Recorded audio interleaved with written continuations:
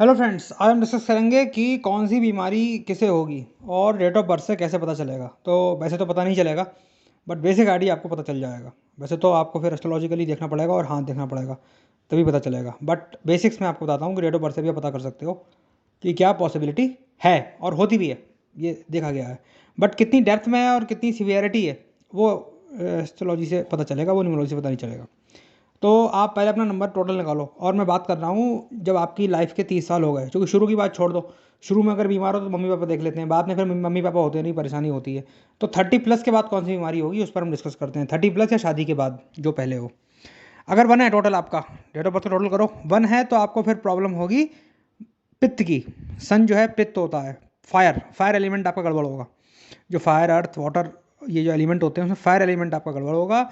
तो और एक प्रॉब्लम ये होगी, और दूसरी प्रॉब्लम होगी फंक्शनिंग ऑफ द ऑर्गन। जैसे हार्ट की प्रॉब्लम होगी, हार्ट की फंक्शनिंग की, टैकीकार्डिया हो गया, ब्रेडिकार्डिया हो गया, या किसी भी ऑर्गन की फंक्शनिंग में परेशानी होगी। जो बेसिक एनर्जी होती है उस चीज़ तो फंक्शन करता है ऑर्गन, तो फंक्शनल प्रॉब्लम होगी सन से, अगर टोटल आपका 1 है। ठीक है, या मल्टीपल 1 है तो। अब फिर आ गया इसमें दूसरा पॉइंट, आँखें, जो कि हम देखते हैं सनलाइट सनलाइट आइज़, तो आइज़ का सीधा रिलेशन हमारी आँखों से जो है वो रिलेशन हमारा सन से है।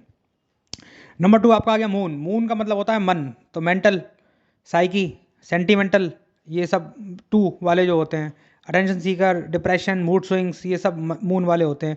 और मून में एक और चीज़ आती है लिक्विड। लिक्विड का मतलब होता है endocrine system, hormone. Hormonal problem भी नहीं होती तभी तो मूड स्विंग होते हैं। मूड स्विंग होती तभी जब हार्मोनल प्रॉब्लम हो। और फिर इनको ग्रेटिफिकेशन चाहिए हर चीज़ का, तो 2 वाले जो हैं वो सब्सेप्टेबल हैं आपके मेंटल डिसऑर्डर और एंडोक्राइन सिस्टम के। अब आ जाओ नंबर 3। 3 है भैया बृहस्पति, जुपिटर, वो देगा लीवर। जुपिटर लीवर, रा रा दोनों में आ रहा है, अनुप्रास अलंकार हो गया। ये लीवर से संबंधित प्रॉब्लम देता है जुपिटर, तब भी जब भी देता है लीवर, गाल ब्लैडर या बाइल जूस। मतलब वो है ना, आपका डायाफ्राम से नीचे चले जाओ और वो जो वेसरा जिसको बोलते हैं, तो अंदर वाला पेट वाला सिस्टम पूरा, तो उसमें लीवर हो गया। लीवर के जो सराउंडिंग्स है उसको भी देखता है, जुपिटर ही देखता है वो। तो लीवर हो गया जुपिटर में। 4 नंबर डायग्नोस्टिक कन्फ्यूजन, एक बीमारी नहीं होगी, फिर 2-3 बीमारी एक साथ होंगी, पता नहीं चलेगा क्या हो रहा है। 5 नंबर नर्वस सिस्टम डिसऑर्डर, नींद नहीं आएगी पक्का, और नर्वस डिसऑर्डर होगा, 5 अगर है या मल्टीपल 5 अगर है। 6 reproductive system, UTI infection, urinary tract infection पक्के होंगे। 666 है, चाइल्ड बर्थ में भी प्रॉब्लम आ सकती है अगर एस्ट्रोलॉजी बता रही है। वीनस, ध्यान रखना, खराब है तो वो रिप्रोडक्टिव सिस्टम से या यूरिनरी सिस्टम से संबंधित प्रॉब्लम देगा ही देगा। डायबिटीज भी वीनस की होती है, डायबिटीज भी वीनस की होती है, ये बात आप ध्यान रखें अवश्य। चूंकि डायबिटीज़ में वैसे तो आप जोड़ सकते हो उसको सन से, क्योंकि उसकी फंक्शनिंग नहीं हो रही है जो है वो इंसुलिन हार्मोन की, या मून से भी आप जोड़ सकते हो, लेकिन इसको वीनस के कैटेगरी में रखा गया है। तो वीनस भी रिस्पॉन्सिबल है, तो मतलब डायबिटीज होने के चांस आपको बहुत ज़्यादा हैं। सन खराब तो डायबिटीज होगी, मून खराब तो डायबिटीज होगी, और वीनस खराब तो डायबिटीज होगी। तो 33% प्रोबेबिलिटी होगी डायबिटीज़ की।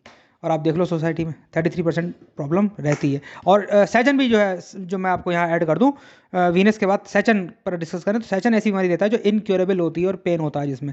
तो पेन किस किस में होता है, वात रोग में, जैसे आपका अर्थराइटिस हो गई, या फिर इनक्योरेबल जिसका इलाज नहीं है, थायराइड प्रॉब्लम, डायबिटीज़ जो लाइफ लॉन्ग चलती है ना बीमारी। कैंसर लाइफ लॉन्ग चलेगा, इलाज चेक कराते रहो अगर मॉडरेट है तो लाइफ लॉन्ग वाले में तो डायबिटीज़ के बहुत ज़्यादा चांसेस होने के। इंडिया में पोल्यूशन से भी डायबिटीज़ होती है, वो भी एक कॉज है। तो आप देखना आपने कि सन, मून, और आपका वीनस और सैचन।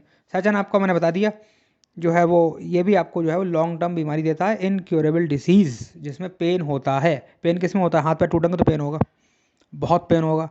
या आर्थराइटिस हो गई, ऑस्टियोपोरोसिस हो गई, पेन होगा। या फिर थायराइड की प्रॉब्लम हो गई जिसका कोई इलाज नहीं है, मतलब थायराइड अगर कम है तो टैबलेट लाइफ लॉन्ग लेनी पड़ेगी, इसमें लाइफ लॉन्ग दवाई चलती है, वो सब शनि वाले कैटेगरी में आते हैं। पैरालिसिस हो गई, सैचन में हो गई, सैचन का नंबर 8 होता है। और मतलब जब प्रॉब्लम होगी ना सैचन की, तो मतलब आप समझ सकते हो कि आसान प्रॉब्लम नहीं होगी, फिर वो लॉन्ग टर्म वाली प्रॉब्लम होती है सैचन में। अच्छा सर, केतु बचा 7 नंबर। तो केतु अगर आपका टोटल है तो केतु मंगल के बड़े भाई साहब हैं, तो वो मंगल वाली प्रॉब्लम देते हैं। मंगल का नंबर होता है 9, और मंगल वाली प्रॉब्लम जो होती है लिम्पैथिक सिस्टम की होती है, इम्यूनिटी वीक हो जाती है इसमें। लिम्पैथिक सिस्टम काम नहीं करता है, लिम्पैथिक सिस्टम काम नहीं करता है, ये आप ध्यान रखें।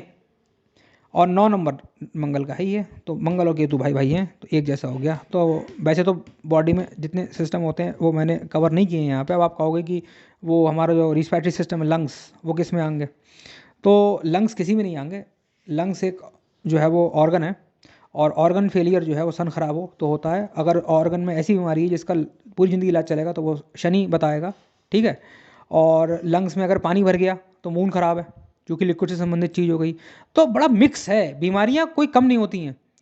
जो WHO है, वर्ल्ड हेल्थ ऑर्गेनाइजेशन, उसमें उन्होंने 7,000 बीमारियों को तो सीरियस बीमारियों में डाला हुआ है। उनकी लिस्ट है 7,000, 700 नहीं 7,000। तो ऐसे 7,000 बीमारियां बताना मेरे तो आउट ऑफ स्कोप है, आई एम नॉट डॉक्टर। तो 7,000 बीमारी तो सीवियर हैं, तो ये मल्टीपल होती हैं। अब एक प्लान थोड़ी खराब होता है आपका। अब डेट ऑफ बर्थ में टोटल के हिसाब से मैंने आपको बता दिया, बेसिक आइडिया आप लगा सकते हो कि ये प्रॉब्लम इनको हो सकती है, गंभीर प्रॉब्लम हो सकती है। और आप चेक करके देखना, आपको ये प्रॉब्लम्स नज़र ज़रूर आएंगी।